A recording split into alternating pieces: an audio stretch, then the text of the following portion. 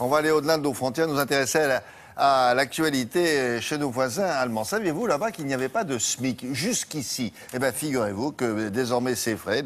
L'année 2015 va bien commencer pour près de 4 millions de salariés. Tous ces salariés vont bénéficier d'un salaire minimum. Enfin, ont-ils dit, ils ont bien raison. Alors, ça n'existait pas. Première surprise, et la question, on va la poser à Amaury Guibert, mais ça s'est fait facilement, ça, parce qu'on se dit, bon, ils étaient un peu en retard. Eh bien, peut-être pas. Bonjour, Amaury. Bonjour William, non, ça s'est fait plutôt dans la douleur et Angela Merkel, la chancelière, elle n'en voulait vraiment pas de ce salaire minimum, mais vous savez qu'ici elle gouverne dans une grande coalition et donc elle a dû composer avec ses partenaires et notamment avec le parti de gauche, le SPD, qui en avait fait son cheval de bataille et donc Angela Merkel a dû céder sur ce point. Voilà donc l'Allemagne dotée d'un salaire minimum pour la première fois de son histoire. Il a été fixé à 8,50 € brut de l'heure, ça concerne donc depuis le 1er janvier à peu près 3 700 000 salariés, c'est 10% des salariés allemands. Alors voilà pour le dispositif, mais comment les chefs d'entreprise, les patrons, les chefs de PME ont vécu l'application de ce dispositif et puis surtout, qu'en pensent les salariés allemands? Eh bien on va voir tout cela dans ce sujet réalisé avec Clara Dess. En cuisine, il aide à la plonge. Mais très vite, il doit revenir à la réception, accueillir les clients. Cet hôtelier commence l'année difficilement. Il a dû se séparer de certains de ses employés. À cause du salaire minimum, on a dû licencier 2 employés. Et c'est aussi pour ça qu'on a fermé la cuisine le soir. Le salaire minimum, une charge trop importante pour certains patrons, un vrai progrès social pour beaucoup d'employés.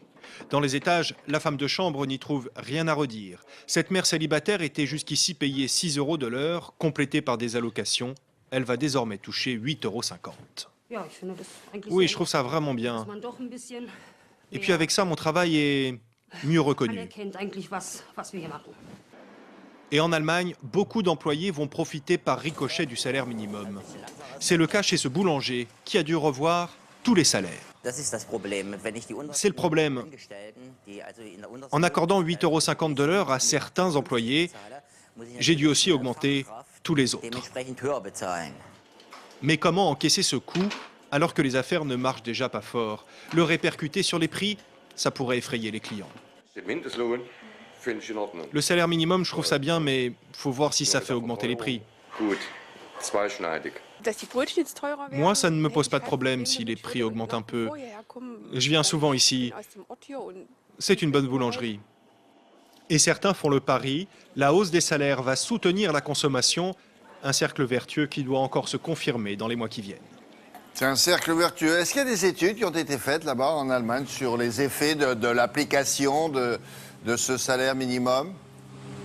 Alors il y a beaucoup d'études qui ont été faites, William, mais les économistes se sont un peu perdus en conjecture et le débat a été tellement passionné qu'il est difficile d'y voir clair. D'un côté, on avait les patrons, les chefs d'entreprise qui ont longtemps agité le chiffon rouge et dit que le salaire minimum allait détruire des emplois, 200 000 emplois même avancés, l'une des études du patronat. Et puis de l'autre, on avait les syndicats qui croient beaucoup à ce cercle vertueux, on augmente les salaires, ça augmente la consommation et donc ça soutient la croissance. En fait, je pense qu'il faudra des années avant de connaître l'impact exact qu'aura le salaire minimum sur l'économie allemande.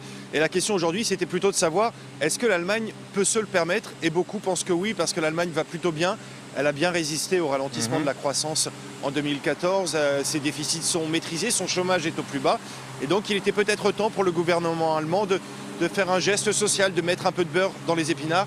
D'autant que depuis quelques années, le travail à temps partiel avait énormément augmenté en Allemagne et avec lui la pauvreté. Donc pour le gouvernement, il y avait aussi un intérêt à relâcher un peu de l'Est et accorder ce salaire minimum. Merci, Amaury. À bientôt cette semaine.